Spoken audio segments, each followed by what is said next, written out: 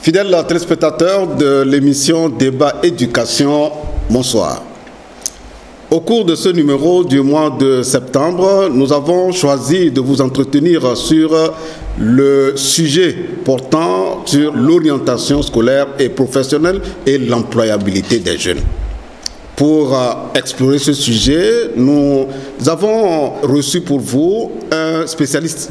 Il est spécialiste en éducation, en formation et en orientation scolaire. Et il a animé une conférence à l'endroit des parents et autres parties prenantes du système éducatif. Donc, vous comprenez, fidèles téléspectateurs, qui ne sera pas sur ce plateau, mais nous allons le lancer de temps en temps et il va vous éclairer sur le sujet. Cette émission Débat Éducation, auquel vous êtes habitués déjà, est en 3 rubriques. Débat thématique avec un invité, Actu Éducation et Agenda Éducation. L'émission est co-animée avec ma collègue Dodo Waré qui viendra à la fin de cette émission. Nous nous retrouvons dans un instant après ce jingle pour aborder la première rubrique Débat thématique avec un invité.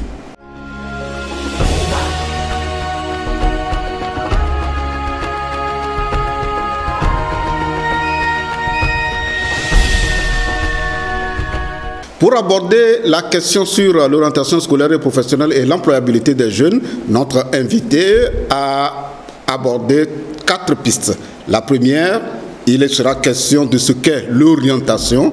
Ensuite, pourquoi orienter?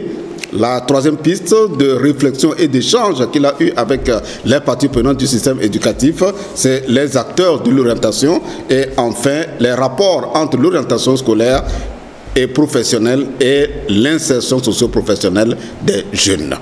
Pour définir ce que c'est que l'orientation, l'invité est parti du cas pratique d'une jeune fille qui venait à peine de réussir à l'examen du baccalauréat, mais qui s'est confrontée à 2 problèmes. Le premier, qu'est-ce qu'elle va faire après l'université? En tout cas, c'est elle qui se posait cette question. Et le deuxième problème, quel sera le lien entre son choix et ce qu'elle va exercer comme métier à l'avenir? Nous préférons vous laisser avec l'invité qui va revenir sur le cas de cette jeune fille avant d'aller à la définition de ce que c'est que l'orientation scolaire et professionnelle. Non seulement cette fille ne sait pas ce qu'elle doit faire à l'université, elle ne sait non plus qu'est-ce qu'elle doit faire dans la société, quel rôle elle doit jouer dans la société. Et vous comprenez très bien que on aurait vite fait de la culpabiliser, mais elle n'est qu'une victime du système dans lequel nous nous retrouvons.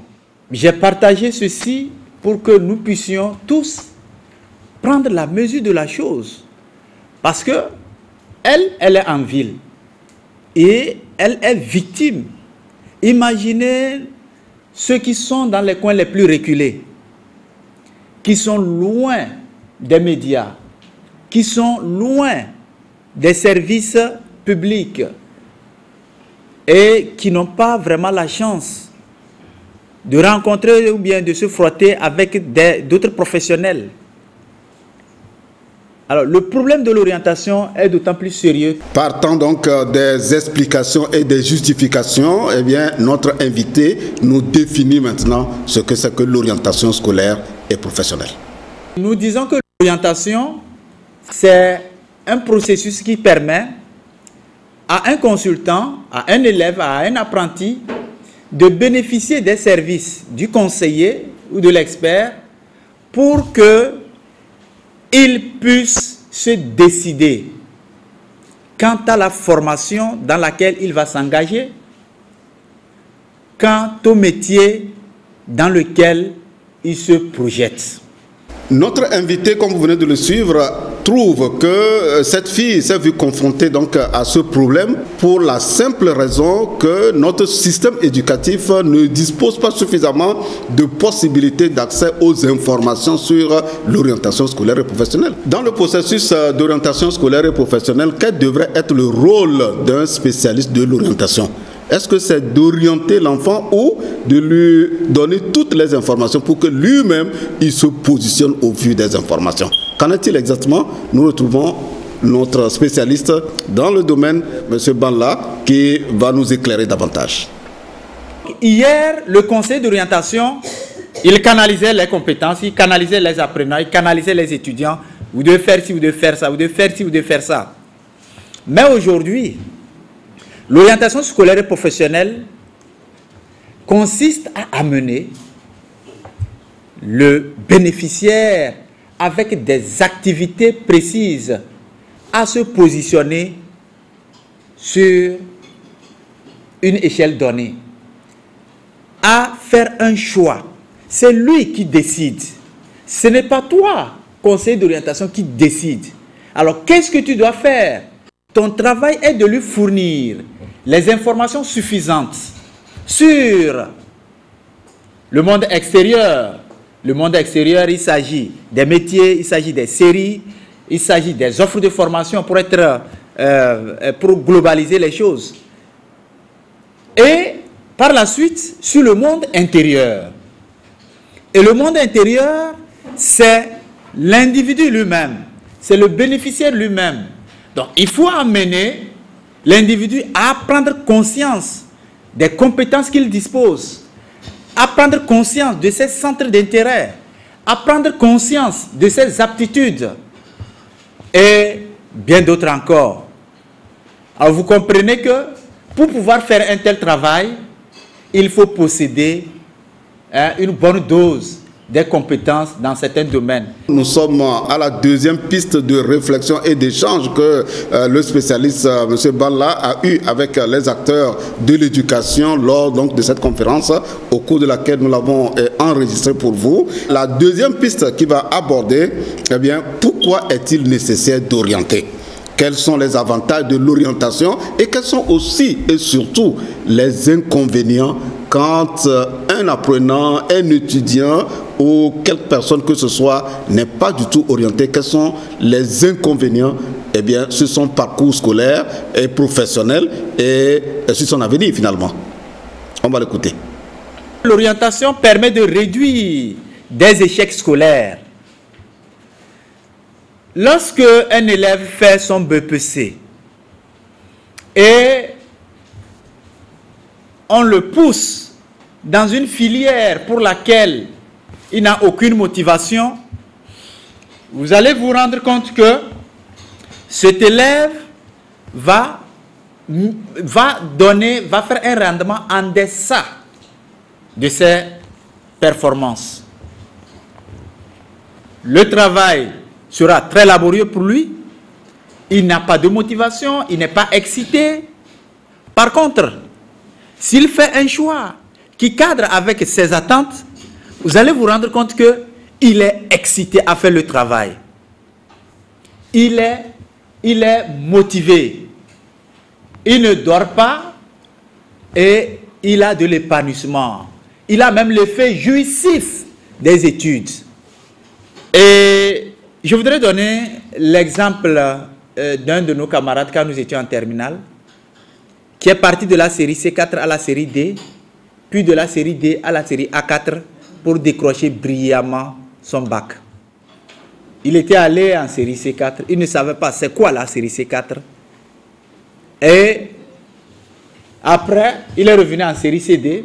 Quand il avait fait son premier échec en première, il a tout de suite viré pour aller en D. Il arrive en D.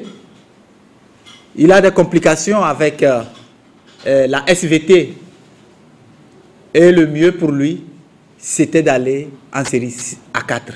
Et il était très heureux. Il a fait le bac avec mention bien. Un autre exemple, il y a un élève qui a fait le BPC et l'élève voulait faire la série G2.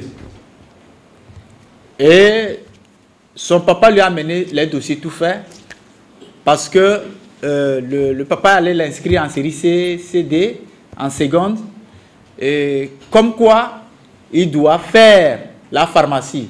Ses deux grands frères sont en médecine et elle doit faire la pharmacie pour qu'il puisse se retrouver dans une famille où on peut trouver les produits, on peut trouver les soignants. Alors, et cette fille s'est confiée à moi, elle dit, elle n'a jamais voulu cette histoire-là. Comment est-ce que le papa peut décider de son avenir? Et je dis, qu'est-ce que tu aurais souhaité? Mon souhait est que mon papa m'accompagne et me soutienne, pas qu'il décide pour moi. À ITNDE, l'année surpassée, nous avons fait une activité de vacances où nous avons reçu certains élèves. Il y a une élève qui a fait le BPC avec mention, avec 18 de moyenne. Et je lui dis, mais tu ne vas pas aller faire la série CD pour faire la médecine? Elle dit, monsieur Mdekoukouna. Parce que elle dit, cette histoire de médecine-là, elle ne veut pas entendre. Vous voyez? Donc, au moins, elle a la chance d'avoir un papa qui le comprend. L'orientation réduit le taux de décrochage scolaire. Lorsque un élève fait un premier échec, deuxième échec, troisième échec, la motivation est presque au point mort. Sur une échelle de 5, il peut se retrouver sur, au point 1. Alors, l'école n'a plus d'appétit, il n'a plus d'appétit pour les études. Qu'est-ce qu'il va faire? Il va commencer par traîner, il va tomber dans des groupes organisés et par la suite, il abandonne. Le métier doit être un jeu. Le métier ne doit pas être quelque chose de laborieux. Il y a une dame avec laquelle nous sommes en train de préparer un salon. Elle est en France. Elle est ingénieure en informatique, sécurité réseau. Et elle me dit, sur les 10 experts dans cette grosse boîte, elle est la seule femme. Vous voyez? Et elle dit que, au fait, la sécurité informatique là, c'est un jeu. Je dis, ah bon? Et pourtant, les gens carburent dur, ils n'y parviennent pas. Elle dit, non, c'est un jeu. C'est juste un jeu. Elle trouve que c'est un jeu parce que c'est passionnant pour elle. C'est agréable. Figurez-vous un seul instant qu'elle souffrait pour résoudre les équations. Elle va trouver que c'est laborieux. Et vous la voyez, elle est toujours mignonne, hein, malgré tout. Parce que quand vous faites un travail dans un contexte qui vous plaît, votre corps n'en pâtit pas. Autre aspect indispensable dans l'entrepreneuriat. L'orientation scolaire et professionnelle est indispensable dans l'entrepreneuriat. Et je vais vous dire, vous aurez pu constater également comme moi que beaucoup d'investissements sont faits. Mais ça accouche des petits souriceaux en termes d'émergence, le plan de l'entrepreneuriat. Parce qu'il y a beaucoup de personnes qui rédigent de très bons plans d'affaires, mais ils ne sont pas capables de réaliser cela. Rester écrire, c'est une chose. La réalisation en est une autre. Alors, qu'est-ce que le conseil d'orientation doit faire à ce niveau? Il doit être capable, ou bien il doit être à mesure. Et bien sûr, si on lui donne les possibilités, de pouvoir déterminer les traits entrepreneuriaux chez le bénéficiaire. Si il réalise que ce monsieur ou cette personne-là n'a pas le goût de risque, mais vous voyez qu'il ne peut pas se lancer dans l'entrepreneuriat. Alors, il y a des outils qui permettent de mesurer les caractéristiques d'un entrepreneur chez ceux qui se lancent. Indispensable également dans le cadre d'une reconversion professionnelle. Quelqu'un qui veut se reconvertir, c'est important. Indispensable pour les projets scolaires et professionnels. Vous voyez, quand on élabore un projet scolaire et professionnel, il faudrait que le projet scolaire et professionnel puisse évoluer. Il y a la flexibilité. Ce n'est pas que le projet est élaboré à partir de la classe de 4e que c'est fini. Il faut que vous puissiez suivre l'élève. Ça peut évoluer. À partir de la première, ça peut changer. En terminale, ça peut changer. Et c'est indispensable. Ça devient la raison pour laquelle cet élève-là s'engage dans des études. Parce que s'il ne voit rien au bout, la motivation ne sera plus la même. Indispensable également dans le cadre du projet de la vie après la retraite. On a le sentiment qu'après la retraite, c'est la fin de la vie. S'il vous plaît, on a encore de la force. Je vois les aînés, je vois les grands frères, les grandes sœurs qui sont à la retraite avec beaucoup de force. Imaginez-vous si ces personnes-là vont dormir, ils vont anticiper leur fin. Alors, il faut les aider à investir l'énergie qu'ils possèdent encore dans certains secteurs pour qu'ils puissent continuer à vivre et à entretenir leur vie. Alors, quand on parle d'orientation scolaire et professionnelle, eh bien, quels sont les acteurs en présence? Est-ce que c'est l'apprenant seul, l'apprenant avec le parent ou l'apprenant avec le spécialiste? Qu'en est-il exactement? Quels sont les acteurs qu'il faut mettre autour de la réflexion pour permettre à l'apprenant, à l'élève, à l'étudiant, en tout cas à toute personne intéressée par la question de pouvoir se positionner? Quels sont les acteurs en présence? C'est la troisième piste que notre invité, n'est-ce pas, a abordée. Il y a le bénéficiaire lui-même. Le bénéficiaire qui est l'élève, qui est apprenti. C'est lui-même qui est centre. Après l'élève, il y a le parent. Le parent, qu'est-ce qu'il doit faire? Il doit soutenir l'enfant. Il doit prendre l'enfant qu'il aime. Il doit aider l'enfant à développer l'estime, la confiance en lui. Il doit lui prouver vraiment qu'il a de l'amour pour lui.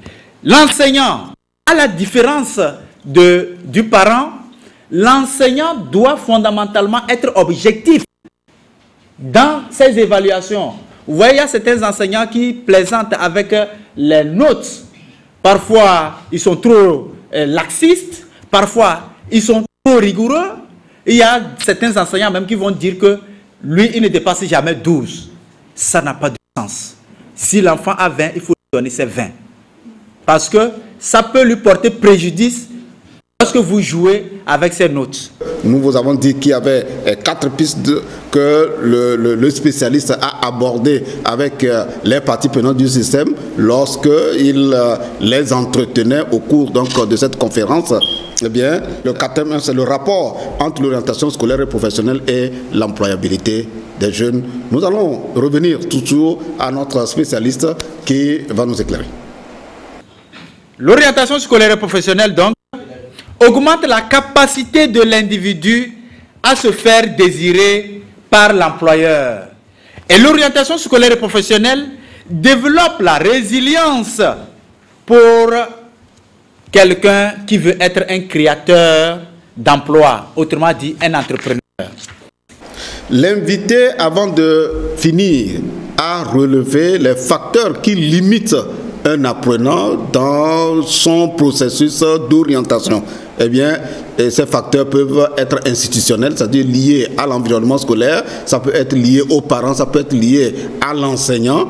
Eh bien, voilà un peu les facteurs qui limitent les possibilités d'orientation, en tout cas d'accès aux bonnes informations dont l'apprenant a besoin pour se positionner pour demain. On revient toujours à M. Balla, notre spécialiste.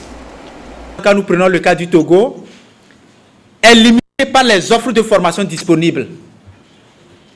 Il y a, lorsque nous recevons certains élèves, ils ont des compétences, de la motivation pour certaines formations. Mais ces formations n'existent pas au Togo. Et un autre aspect beaucoup plus plausible, ceux qui s'engagent dans les formations, section tertiaire, au niveau de l'enseignement technique et professionnel, la E, la F1, F2, F3, F4, TI1, après leur bac, vous réalisez qu'ils ont des marges de manœuvre très limitées. La poursuite des études est très limitée pour eux. J'ai fait, par exemple, quand je faisais ma maîtrise, j'ai fait la recherche sur ça et tous les enseignants, unanimement, ont reconnu que la formation qu'ils donnent au lycée n'est pas suffisante pour que l'élève puisse se faire valoir de façon suffisante sur le marché de l'emploi. Ça veut dire qu'il y a nécessité qu'il continue. Or, il n'y a pas la possibilité de continuer. C'est une limitation pour l'orientation. C'est-à-dire que le conseil d'orientation ne décide pas. Il peut jouer le rôle de conciliateur entre les deux, mais il ne décide pas. Et puis, si l'élève n'adhère pas aussi à la démarche, il est limité. Maintenant, l'une des grandes difficultés, c'est la méconnaissance de l'orientation scolaire et professionnelle. Nous sommes arrivés à la conclusion, après une série de recherches, que beaucoup de personnes parlent de l'orientation au Togo, mais ils ne savent pas de quoi il est question. Beaucoup en parlent. L'orientation, oui, c'est bon, il faut l'orientation. Mais de quoi il est question, quelles sont les implications, ils ne maîtrisent pas. Donc c'est important. Alors, fidèles téléspectateurs, nous avons dit que l'invité était en entretien avec les parents, les organisations de la société civile, lors d'une conférence suscitée et organisée par la Coalition nationale togolaise pour l'éducation pour tous. Eh bien, son entretien, ses développements ont suscité beaucoup de questions. Et parce que le sujet étant brûlant, le sujet étant d'actualité chaque année, eh bien, les acteurs présents à cette conférence ont posé beaucoup de questions.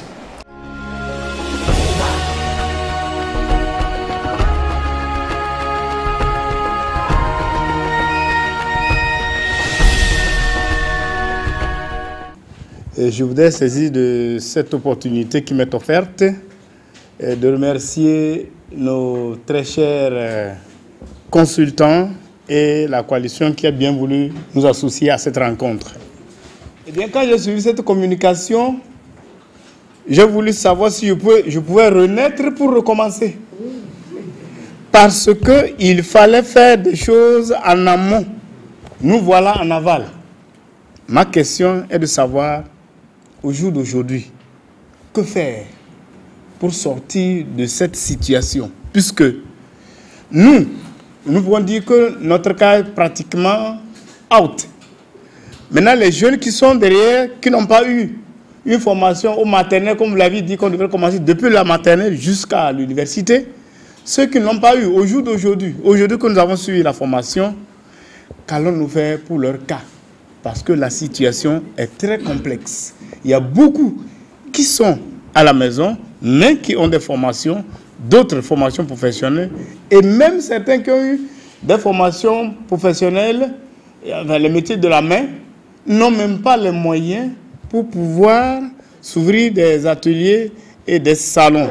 Donc l'installation est compliquée. Alors, quelles seraient vos suggestions, vos apports pour aider tout ce monde-là à s'en sortir pour que la pauvreté, la précarité recule de 100 pas en arrière? Je vous remercie. Je voudrais savoir à partir de quel niveau on peut commencer l'orientation, ou bien l'orientation scolaire doit commencer à partir de quel niveau? Est-ce qu'il faut attendre jusqu'au niveau bac avant de chercher à savoir qu'est-ce qu'on peut faire, ou ça doit commencer plus tôt? Aujourd'hui, le gouvernement est en train de rentrer dans une nouvelle approche que nous appelons dans l'éducation approche par compétence, APC, qui a commencé l'année passée avec la classe de 6e. Je voudrais savoir si, d'abord, si vous suivez, et au même moment avec la coalition, si vous suivez de près cette nouvelle approche, Est-ce que vous pensez que ça peut être une solution au problème d'orientation ou bien d'employabilité dont nous parlons aujourd'hui? Est-ce que, en tant que parent, aujourd'hui, j'ai un petit enfant, est-ce que je peux avoir une vision de l'emploi ou bien de travail pour mon enfant? Si oui, et quelles dispositions dois-je adopter? Bon, je me demande si, au niveau de l'orientation, est-ce que nous-mêmes, nous ne constituons pas un blocus pour nos enfants? Je m'explique. Une fille qui a bac 2, avec mention bien, à l'âge de 17 ans, qui dit à ses parents, je voudrais faire la médecine, je voudrais être demain un docteur, qui arrive, la médecine, et après un temps, elle se voit, on dirait qu'elle n'a pas derrière elle un docteur. Et à la fin, bon, ça ne donne rien. Ce thème-là m'a beaucoup touchée. Beaucoup touchée du fait des erreurs que nous avons dû commettre en tant que parents en faisant des pressions sur nos enfants en ce qui concerne leur orientation. Mais on dit le temps passé ne revient jamais. Maintenant que nous avons appris les bonnes procédures, je pense que dorénavant, quand nous avons des parents à côté qui veulent commettre les mêmes erreurs, nous pouvons les orienter d'une façon plus bonne. En ce qui concerne l'employabilité, est-ce que les solutions là peuvent amener les enfants à avoir des emplois? Vraiment, c'est ça mon inquiétude aussi. Il faut dire que cette formation vient à point nommé pour pouvoir nous aider à prendre de bonnes résolutions vis-à-vis de nos enfants quant à leur orientation. Mais je voudrais savoir, qu'est-ce que nous pouvons entendre par travail décent? Vous avez certainement besoin de savoir quelles sont les réponses que le spécialiste a données. Oui, on veut bien, mais le temps étant contre nous, nous ne pouvons pas vous proposer les réponses au cours de cette émission. On vous donne rendez-vous dans le prochain numéro de Débat Éducation. Débat thématique, nous avons ainsi bouclé. Nous ouvrons la page Actu Éducation et Agenda Éducation avec ma collègue Dodo Ouare.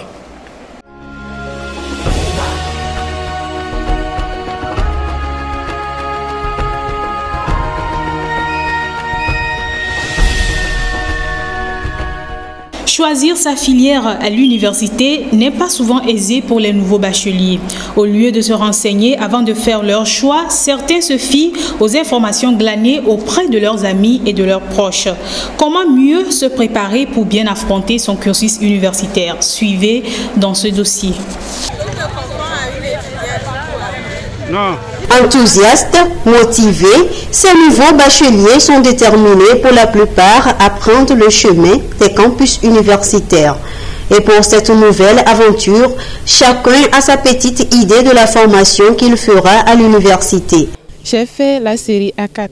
Je veux faire l'anglais à l'université de Lomé. J'ai choisi l'anglais parce que j'aime l'anglais et l'anglais est devenu une langue commerciale. J'ai demandé des informations sur des gens. Selon ma série, je dois faire la FASEC. Je voudrais continuer en commerce à l'université. Je veux m'inscrire à la faculté de droit pour devenir un grand commissaire ou bien un grand avocat dans l'avenir. Ces choix basés sur des informations informelles et parfois non courantes peuvent être fatales à ces nouveaux bacheliers. L'université présente une panoplie de formations aux titulaires du bac. Faire le meilleur choix de sa formation est un vrai défi que les nouveaux bacheliers se doivent de relever. Ils doivent frapper à la bonne porte en s'informant auprès des institutions universitaires. Sur l'enseignement supérieur, quels sont les établissements qui sont disponibles, accessibles, ces établissements coûtent combien, quels sont les types de filières qui sont là et ces filières-là, quelles sont les conditions pour y accéder. Donc on doit prendre toutes ces informations, ensuite savoir concrètement ses propres capacités. De quoi suis-je capable? Quelles sont les disciplines que je maîtrise et dans lesquelles je peux facilement réussir. Ensuite, chercher les formalités à remplir lorsqu'on choisit un établissement. Et aussi faire attention qu'on s'inscrit dans des filières porteuses pour ne pas faire des études et se retrouver au chômage. Il y a les filières de formation agricole qui sont des filières porteuses. Il y a également le secteur minier qui se développe dans notre pays avec l'exploitation de beaucoup de ressources minières. Donc c'est des secteur porteur également. Il y a aussi le secteur de l'informatique et des services liés aux nouvelles technologies. Donc c'est des filières porteuses. Et dans le domaine social, vous savez, il y a également l'enseignement qui est toujours un secteur porteur. On a besoin de beaucoup d'enseignants dans notre pays. On a besoin de beaucoup d'infirmiers, de médecins. Donc tout ce qui est formation dans la santé, formation dans toutes les disciplines qui sont enseignées dans nos établissements, ces formations sont porteuses. Si les études universitaires ouvrent sur la vie active et permettent de s'insérer professionnellement dans la société, une bonne préparation de son entrée au campus et un meilleur choix de la filière pour sa formation en sont les clés. Les filles sont presque inexistantes dans les filières scientifiques au Togo. Et pourtant, le gouvernement prend des initiatives pour permettre à la jeune fille d'exceller dans les filières scientifiques. Quelles sont les raisons de l'absence des filles dans les filières scientifiques au Togo? Les réponses dans ce dossier. Selon un rapport de l'UNESCO sur l'éducation des filles et des femmes aux sciences, technologies, ingénierie et mathématiques, 35% seulement dans le monde sont au niveau de l'enseignement supérieur. 3% des étudiantes choisissent les filières technologiques de l'information et de la communication. 22% des professionnels de l'intelligence artificielle dans le monde sont des femmes. Au Togo, les jeunes filles sont nombreuses dans l'enseignement secondaire, mais elles restent moins nombreuses dans les séries scientifiques et s'orientent encore moins dans les carrières scientifiques, selon les statistiques scolaires de l'UNESCO. Plusieurs facteurs expliquent cette situation.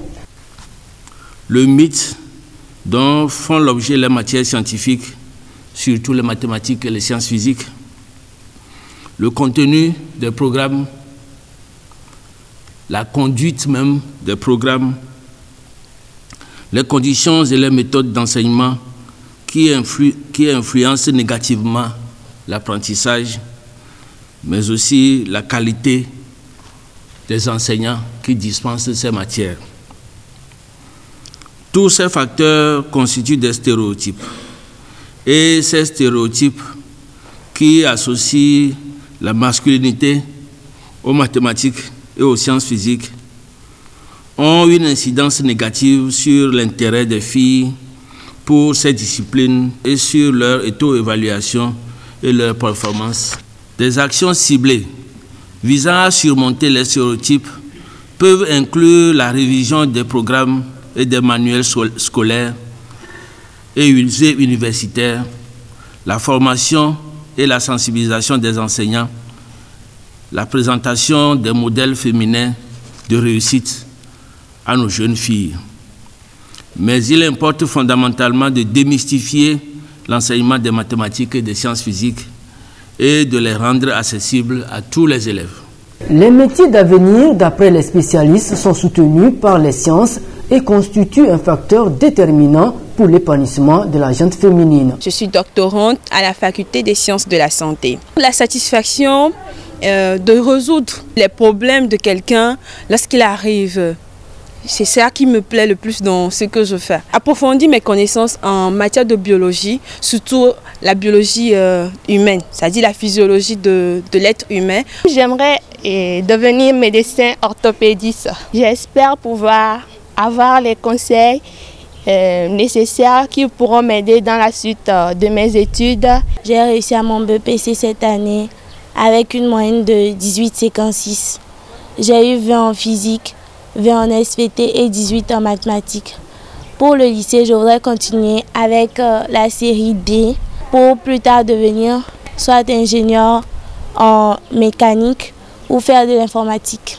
Pour ce camp, j'espère quand je partirai ne plus être timide, m'affirmer, sensibiliser les autres jeunes filles à ne pas abandonner l'école, à continuer les études, à poursuivre dans les séries scientifiques pour devenir des cadres. Des efforts sont faits pour encourager les jeunes filles et les femmes à embrasser des carrières scientifiques. L'orientation scolaire, appui conseil, sensibilisation en vue de vaincre les stéréotypes. Mais il faut encore définir une réelle politique de promotion de la science dans les curricula scolaires. À Kara, les enseignants du secondaire se forment sur les thématiques de l'éducation inclusive. Il s'agit de les amener à s'approprier la pédagogie d'encadrement des enfants handicapés. Le reportage.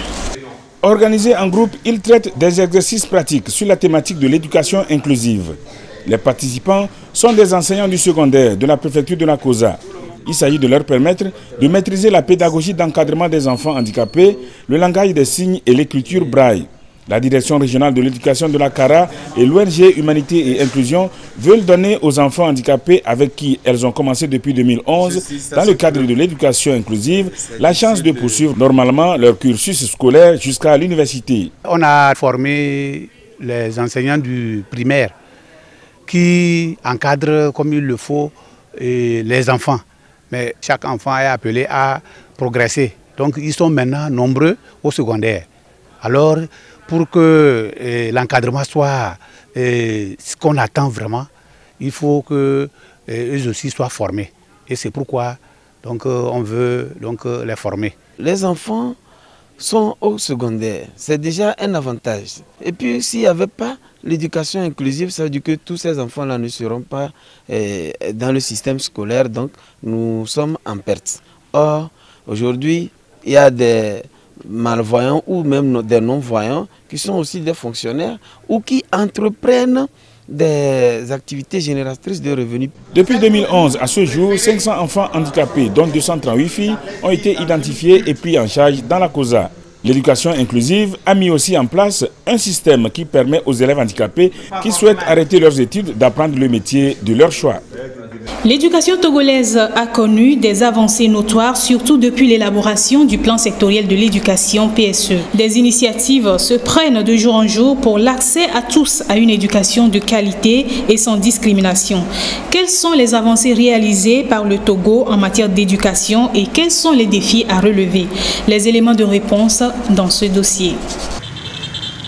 Le Togo mise sur l'éducation pour promouvoir son développement. Depuis quelques années, le gouvernement a pris la mesure de la situation pour rendre accessible l'éducation à tous. À l'heure où l'on parle du plan national de développement, il est aujourd'hui important d'adapter le système éducatif aux nouvelles exigences, ce qui devra nécessairement passer par la politique sectorielle de l'éducation. Et le pays s'y attelle. Aujourd'hui, vous pouvez voir, le Togo est en train de revoir la politique même sectorielle de l'éducation. Et c'est à travers cette politique sectorielle de l'éducation que les grands axes de la conduite de ces systèmes éducatifs pour répondre aux besoins de la nouvelle société togolaise va se définir. Donc cette politique sectorielle touche plusieurs axes pour pouvoir corriger des disparités, pour pouvoir corriger les contenus des formations, pour pouvoir définir le profil même de sortie des apprenants. Je pense que l'effort est beaucoup louable. Des efforts louables certes, mais des défis sont encore à relever pour atteindre l'objectif accès à l'éducation pour tous. Selon les statistiques, environ 7% d'enfants sont aujourd'hui en marge de l'éducation au Togo. Parmi eux, des enfants de rue, des enfants handicapés et vulnérables. On ne peut pas d'emblée dire, vu l'ensemble de ces paramètres, que l'éducation est totalement accessible, mais plutôt on peut dire que nous voulons tendre vers l'accessibilité universelle. Et voilà pourquoi des efforts ont été faits dans ce sens, en essayant de pouvoir supprimer d'abord la scolarité au niveau du préscolaire et du primaire. Et les réflexions sont en train d'évoluer pour voir ce qu'il faudrait faire au niveau des secondaires 1 et voir le secondaire 2 et ce qu'il faut faire pour pouvoir donner une large ouverture à l'accès aux universités. À ces efforts s'ajoutent les cantines scolaires pour maintenir les enfants à l'école. D'année en année, la demande d'accès à l'éducation ne cesse d'augmenter. Le gouvernement multiplie les actions pour rendre plus performant son système éducatif. Ces effectifs pléthoriques entraînent une mauvaise qualité de l'enseignement, et la mauvaise qualité entraîne des échecs, les échecs entraînent la déperdition scolaire. Ensuite, il y a le problème des contenus qui sont enseignés dans les salles de classe. Il va falloir qu'on revisite ces contenus pour pouvoir les adapter aux besoins de la société et adapter ces contenus de façon à ce que tout enfant qui accède à l'école et qui sort de l'école puisse avoir accès à l'employabilité. En ce jour de la célébration de la Journée internationale de l'éducation, un appel est lancé aux parents pour accompagner le gouvernement dans l'éducation des enfants. Chacun doit savoir que l'analphabétisme est un frein au développement du pays. L'École supérieure des assistants administratifs ESAD de l'Université de Lomé a signé le 14 août dernier une convention de partenariat avec le système financier décentralisé, la Caisse Le Salut, une institution de microfinance. Un partenariat qui va durer 2 ans et qui va permettre à l'ESAD d'organiser des séminaires et des sessions de formation à l'intention des employés de la microfinance. La Caisse Le Salut, quant à elle, s'engage à offrir des stages aux étudiants de l'ESAD. C'est donc un partenariat école-entreprise qui va permettre aux 2 parties de s'aider mutuellement. Faut-il aborder sexualité avec son enfant? Quand et à quel âge? Le sujet reste encore tabou dans la plupart des pays africains. Nous avons questionné quelques parents sur la question. Suivez. C'est un sujet qui demeure encore et toujours tabou dans les sociétés africaines. L'éducation sexuelle des jeunes. Elle devient de plus en plus préoccupante, mais jusqu'ici, le sujet est presque ou pas abordé entre parents et enfants. Une situation souvent liée aux pesanteurs socio-culturelles et les effets sont diversement appréciés. Pour certains, il faut un âge donné pour que l'enfant cerne le sujet. Et pour d'autres, il n'y a pas d'âge pour éduquer sur le sexe. L'éducation commence dès le bas âge, où on fait la différence pour que la fille sache qu'elle est fille et que le garçon sache qu'il est garçon. Et donc, quand nous prenons les adolescents, il est important de leur parler de la sexualité. Et quand nous parlons de la sexualité ou bien de l'éducation sexuelle, ce n'est pas les relations sexuelles comme les gens le pensent souvent. Donc, c'est parler un peu des aspects liés par exemple à la prévention des grossesses précoces, des grossesses non désirées, la paternité et la maternité précoce, parler des infections au VIH, au sida et les autres IST. Donc, je crois que nous pouvons parler de la sexualité aux enfants à n'importe quel âge. L'éducation sexuelle a donc une influence considérable sur la vie de la jeune fille et du garçon. Elle prend en compte plusieurs paramètres pour mieux appréhender le sujet et mieux encadrer cette tranche d'âge souvent jugée vulnérable. Nous avons l'éducation sexuelle formelle et l'éducation sexuelle informelle. Au niveau de l'éducation sexuelle formelle, c'est ce que nous recevons au niveau de nos écoles, au niveau de l'éducation, au cours de notre cursus d'enseignement. Et cette éducation sexuelle, en ce qui concerne notre pays, c'est ce que nous appelons l'éducation sexuelle complète à l'école.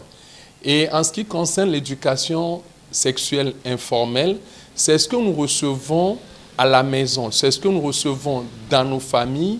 Quand on est enfant, les messages à véhiculer sont différents des messages à véhiculer quand il s'agit des adolescents et jeunes ou des adultes. L'éducation sexuelle prend en compte les aspects psychologiques et affectifs. Dépasser cette résignation à discuter et enseigner les jeunes sur ce fait qui parfois empêche un épanouissement normal et digne de ce nom, un moyen nécessaire pour assurer un développement harmonieux et peut-être complet aux jeunes enfants. Ceci avant leur âge de puberté. La Coalition nationale togolaise pour l'éducation pour tous a publié un document rapport alternatif sur la mise en œuvre des 7 cibles de l'ODD 4 éducation. Ce document fera objet d'une conférence de presse très bientôt.